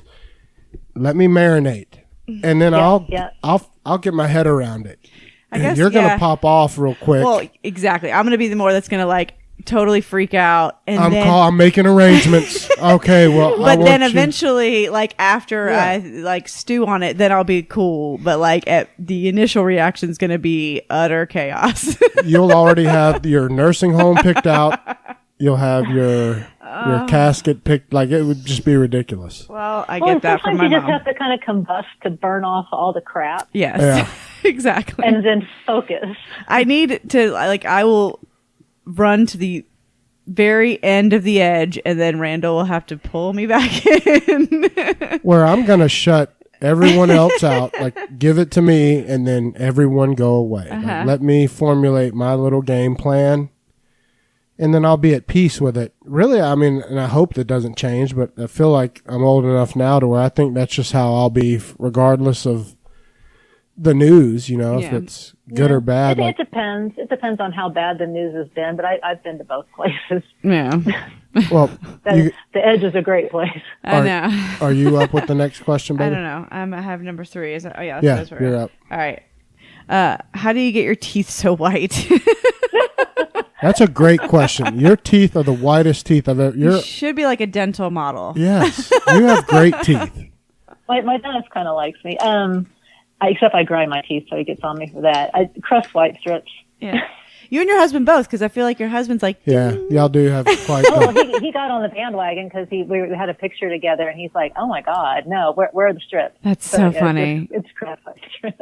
Do they not rip like your? I've tried those before. You have but veneers. But it was. If you see, sorry. you didn't let me finish. You just jumped down my. See, that's how she is. She's gonna jump down the throat. This is our life every day. But- He's like, "Would you let me finish?" I'm like, "No, I'm not ever gonna let you finish." What I was gonna say is when I had my real horrible teeth, because I've got veneers. Really, all my teeth are crowns except 4, and they're like on the side. and they're pointless. But so. But when I had my other ones, every time I would try those strips, God, my teeth would be so sensitive. It would, yeah, after. and I'm self-conscious because like Randall's got veneers, so they're like perfect white, and I'm like, yeah, but I can't. I feel like my teeth are gonna fall out after I use crust white strips. It hurts. It feels like somebody has punched you in the mouth. Yes, and that went away after a while because now I probably put strips on like once a month if I think about it. I wonder if they're just better now too. It was years and years ago when I tried them. They were the dog shit ones that wouldn't stay in place, like it was a sticker, gosh, yeah. and you just fold it, and then they're sliding off. and 2 seconds later, sliding around and it'd be on your tongue. You'd be like, I waited 30 minutes, but it's been on my tongue the whole time. My tongue's gonna be white. I need to go. I need to try it again or so. But I'm like so gun shy because my teeth are very sensitive, regardless. And then mine are too. Mine are too. And I remember it be kind of that twinge. It's like, oh, that does not feel good, but it went away. All right, so here this one I is. get my teeth so white. That's funny. I know that is. These funny. are the heavy hitting questions. Yeah. Well, here's another one you're gonna enjoy. All right, fuck, marry, kill. Denzel Washington, Brad Pitt, or the fat kid from Sandlot as a grown up. As a grown up, we saw him in the Kroger parking lot as a grown up. I swear to God, the other day. That's Ham. I know. The great Hambino. Okay. Not as the kid though. We don't want to be creepy. But he looks exactly the same, just older and skinnier. Okay. This is got to be a Dr. Muddington question, by the way. I don't know if you've heard some of his I'm questions. guessing yes. I know who Dr. Muddington is. Okay, I guess it would be fuck Denzel. Yes, ma'am. Yes. I agree. And I would. I would kill Brad Pitt. Oh. Ooh, interesting. And then I would marry the kid to help save him or something. I don't know. Not in a biblical way. We would not be married that way. The great Hambino. It would be a partnership. Well, I would think you'd be loaded with residuals. That Sandlot movie's never gonna go bad. It's the best movie. That movie is great. Marry up. That's what I always say. Well, it's just like, after this time, I'm marrying up. I'm 100% with you. I mean, I got no problem talking about men that are handsome. Denzel, shit. And he's it's hard to top Denzel. I mean, Denzel is just, and he's awesome. And he has not, I mean, he's 60, isn't he? I think he's older than that. He's over 60. I mean, that movie where he was the airline pilot and flew it upside down. Yeah. Holy moly. When he's got Equalizer 2 coming out now. Yeah, or it just that's came out. That's right. I mean, he's a badass. He is a badass. And you talk about a set of teeth. When he got his fixed, his teeth are some of the most notorious teeth on earth. He hasn't changed, though. Like in 20, 30 years, he No, he's a barely handsome looks bastard. different. It's incredible. Like He's a lovely, lovely man. And Yeah. and Brad Pitt, I mean, I don't want anybody like coming to visit my house saying I'm gonna kill Brad Pitt. I'm not. It's just I've never found him attractive. Really? Well, he just seems a little dirty to me. Like Randall He thinks he does. stinks. he looks Randall, like he Randall's stinks. money is And on I'm huge on that. That is a big Does thing he smoke for me. cigarettes? Is that why you He think does. that? He does smoke, but that's not why I think that. No, that's I why you think it. No, it's because he looks dirty. He did. Well, and you know, the smell of people. I mentioned this to somebody one time. It's like, haven't you ever hugged somebody that seems just perfectly fine? You know, they go in for the friendly hug, and you're like, something about you is a Yeah. little off. Yeah, I don't like your aroma. It's a little. Yeah. It stings the nostrils. Those You're little not things are attractive floating up in anymore. my face. Yeah. He does look like he would have. Sometimes he definitely looks like he would have some BO. I do, but like Not as bad as Johnny Depp. no, Johnny God, Depp no, looks- Johnny Johnny. Depp is probably earthy to a point of Earthy. Oh, What a nice. Yes. earthy cologne. Yeah. I could see him being that's a perfect description. Rancid is what I was thinking. Well, that's but, just a nice Brad way of Pitt, saying ever that. Since Thelma and Louise, he always kind of looked kind of a little slimy to me. But I like his movies. I liked him in a lot of movies. But, Oh, he's awesome. He's a great actor, talented as shit, but good but God, I he will looks like slide he right on stinks. past him and take Denzel. Oh, me too. Nice. Denzel's up there with Tom Hanks for me. Oh yeah. I mean, like Tom I couldn't turn down Tom. Who could? No. Yeah. Well, I Well- mean, and Tom Cruise too. He's 50 something and looks. Tom Cruise is a little batshit crazy. he's for sure that sets him batshit back. crazy. Absolutely. Well, depending on everyone's personal views, I don't think he's like a kill people crazy, but No, he's no, no, definitely out there a little. Oh, he's got screws loose for sure. But he's I mean, everybody that's also famous that has met him has said he's the nicest guy in the world. But he is so focused and so like, just like he is going to He's get a all machine. his movies done. Like, yeah, he's not somebody that I think you'd want to be married to, but he's like just an awesome guy. I think like as far as and he's It's like John Travolta. People say Yes. he's the nicest guy on Yes. earth. He's a but Tom Cruise, like, has he aged? No. no. Tom Cruise No. has been kept in a oxygen Yes, deprivation that's what I'm saying. tank. Like, how is he? Like, he's fine.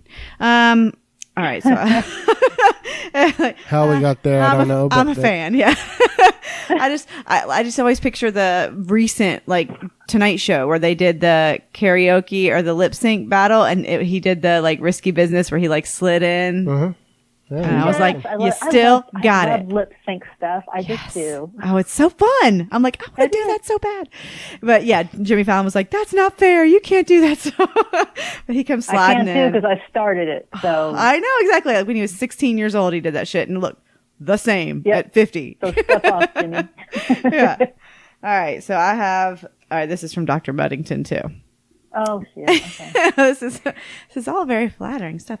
When it was announced that you were coming on, I had to scour your pictures. How have you managed to get prettier with age? well, that's nice. It's not a very it's not a typical Dr. Muddington, but very nice. But very nice, and I don't think he meant that in a mean way at all. That's actually well, no. I mean, I don't think. I think what you meant to say I is, would I don't- never take it as mean. no, I don't think No. you meant it in a creepy way. no, that's what I meant. Yeah, that I'll do sounds creepy. As long as sincere. it's flattering, creepy's just great. right? I don't I'm care. okay with it too. Oh, I don't know. I finally learned how to take care of myself, I guess, and There you go. I try to put me first just so I can be the best person I can be for my family and my friends and stick around. And Well, so I'm a but little vain maybe because of the white teeth, but well, there you go. There's nothing wrong with that. There's nothing wrong with that because that's exactly. I love that you admit that because I think everyone should acknowledge a piece of that. And in a marriage, and I get some flack about this sometime, that you should keep yourself looking good for your partner. If you throw in the towel, it's fucked up. Yeah. yeah, it is because that's not what they married. No, and I mean, I know that they got to look over, if you're ill or sick or can't do, that's Well, fine. they're gonna love you either way. Either way, but if it's- you- Oh, absolutely. But Absolutely. I I mean, think- if somebody's seen you have a baby or right after having a baby, they've seen you. Of course. At your worst. But I think it's a certain amount of pride and, I Yes. want who I'm with to try to keep themselves together. So, I don't bathe in virgin's blood or anything like that. And I don't chew on Well, kale. why not? I think kale is What? awful, but Kale is the worst. We've never purchased kale in our lives. You actually get more kale than you know in your. I do? In your protein blends I make for your dinner. One of them contains it. Oh, really? Well, but you would never know because I do all the cooking. I know. I'm like, fuck kale. Oh, I eat it? Okay, cool. So this is why I feel so good. I won't touch that shit. I thought it was a decoration, isn't it? Just like I don't know. It should be. Well, and I've tried kale juice just because we watched some documentary about it. And oh my god, barf! I can usually eat or drink just about anything. Me too. It tastes like dirt. I'll give anything a go. I mean, except for those eggs with the baby chicks in them. Oh god. No, I'm not doing any of that. I'm so weird with my gag reflex has gotten so bad. I'm such a smell guy too that if and a consistency guy. Oh, consistency. I'm basically a toddler. That's why he does all the cooking because it's too much it's too much anxiety for me. There's certain things that I know. I mean, of course, over the years, like I've learned how he likes things and so that's how it evolved to him cooking everything because it's like, you know what? You just do it. She's a dump truck, and I mean, she's just got good genes because she works out and all that. But she'll eat anything. You can throw whatever, except for beef and pork. And she a lot of carbs. But she will devour everything and make you feel like the world's best cook. Because I've thrown some stuff in there. I mean, nobody bats 1,000. I've made some things that taste like crap, and she's like.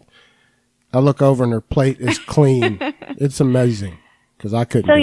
So Brooke, you don't eat hot dogs? Turkey hot dogs or turkey or chicken hot dogs. dogs? Yeah. Oh, okay, all right. Yeah.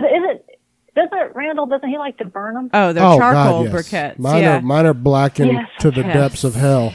And then mine are not as much. Do you not eat them blackened, Melissa? No, a slight char is fine, but not withered little. No, I've had them so hard, like I've overdone it to where they were hard. It's charcoal. You're eating charcoal.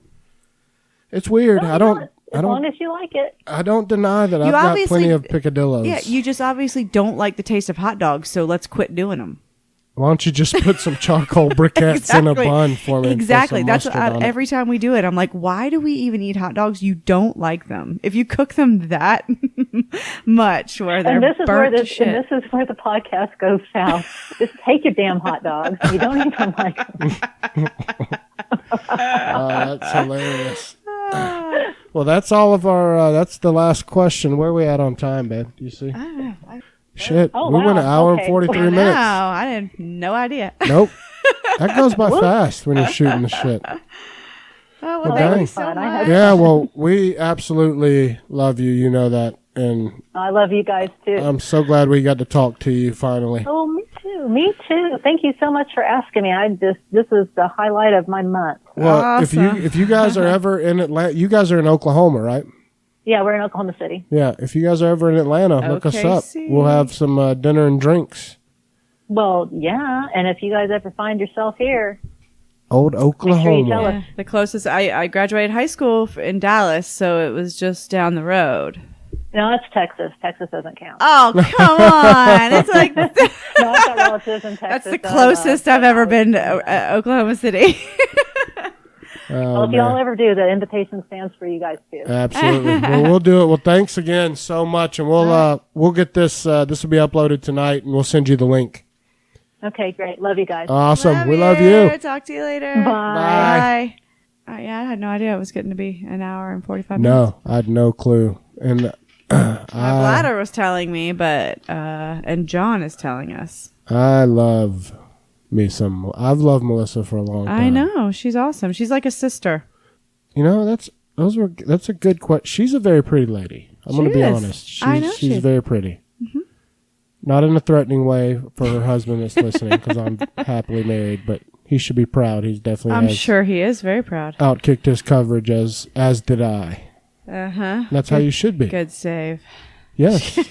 Well, that's the way it goes. Yeah. Well, it looks like we've got the